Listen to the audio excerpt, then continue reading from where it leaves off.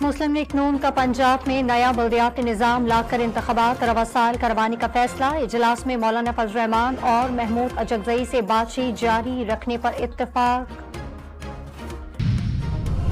وفاقی وزیر خارجہ آصف نے پی ٹی آئی سے مذاکرات کی مخالفت کر دی۔ پی ٹی آئی سے مذاکرات کے حق میں نہیں اور نہ ہی ایسی کسی ٹیم کا حصہ ہوں، صحافی کے سوال پر جواب۔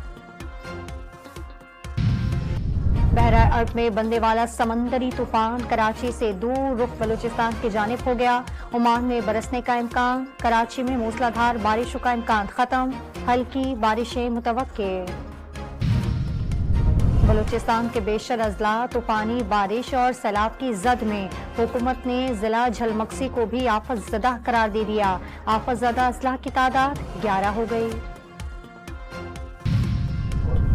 خیرپور کے علاقے مٹھڑی اور پریالو میں بارش کے باعث کئی مکانات کی دیواریں گر گئیں۔ ملبے تلے دب کر ایک شخص زندگی سے ہاتھ دھو بیٹھا، 5 افراد زخمی۔ آڈیٹر جنرل اور اسٹیٹ بینک کے درمیان اختلافات، ڈالر کی قیمت میں اتار چڑھاؤ سے 100 ارب روپے سے زائد غیر قانونی دولت کمانے والے بینکوں کے خلاف کارروائی نہ ہو سکی۔ ڈاکو اسلام آباد سے شہری کو اغوا کر کے کچے میں لے گئے۔ تھانہ شالیمار کی حدود سے اغوا شہری کی ویڈیو اہل خانہ کو ارسال، پولیس نے تحقیقات شروع کر دی۔ اور بنگلہ دیش کے خلاف دوسرے راولپنڈی ٹیسٹ میں پاکستانی بیٹنگ لائن لڑکھڑا گئی، 236 رنز پر 7 کھلاڑی پویلین لوٹ گئے۔